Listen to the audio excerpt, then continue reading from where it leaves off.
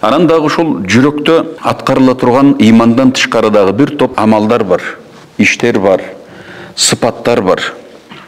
Ал ар түрлүү болуп, адамдын жүрөгүндөгү аткарыла турган иштер, адамдын жүрөгүндөгү бир табигый адам менен кошо жаралган сыпаттары бар, адамдын табияты бар. Ал табиятына жараша баягы иштер бөлүнө берет. Адамдын ички дүйнөсүнө жараша анын ички сыпаттары дагы бөлүнөт экен. Жаман көрүлгөн, жакшы көрүлгөн болуп, шариятыбызда мактоого ылайыктуу болгон, шарият мактаган, андай кылса сооп болот деген, же бейиштен кутулат дегендей, адамдын ички дүйнөсүндөгү жүрөк менен кылына турган амалдар бар. Мисалы, жүрөгүнүн тазалыгы, же адилеттүүлүгү,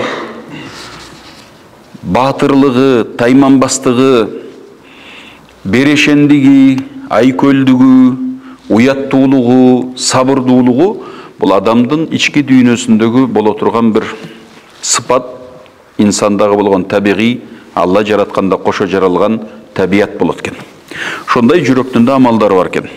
Же шариятта караланган, шарият аны күнөө деп эсептеген жүрөктүн да амалдары бар экен.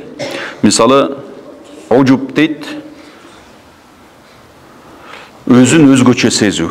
Элден таза башкача өзүн өзгөчө сезип эле, менин кылганым башкалардыкынан жакшы, башкалардан мен өйдөмүн, мен жогорумун деп өзүнөн башкалардын баарын акарат кылып, адам көрбөй, анан карасаң сыртында билдирбесе дагы, бирок ичинде өзүн өйдө сезет да башкалардан. Өзүн мындай көкүрөгүндө көйрөңдөнүп, өзүн коос сезип, мыкты сезип, өзгөчөлөнүп, элден өйдө сезген адам ошондой сыпаты болот экен. Бу дагы адамдын ошо ички дүйнөсүндөгү сыпат. Текеберлик, рия, эл көрсүн, кожо көрсүн деп кылуу. Имам Азам рахматулла алейх Фикхул Акбар китебинде, акыйда китебинде ошол эки сыпатты айрыкча. Ожуп, анан рия.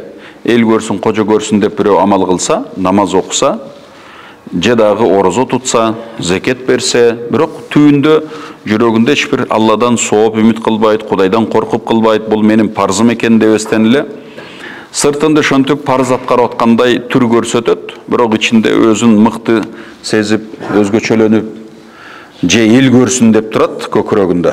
Сыртынан кадимки эле башка адамдардай эле имандуулардай амал кылып атат. Ушул амалынын соогу жок болот деген. Адам өзүн таза эле текеберленип, өйдө көрө берсе, эл көрсүн, кожо көрсүн деп кылса, анда бул адамдын кылган амалынан сооп болбойт деген, соопту жок кылат деген.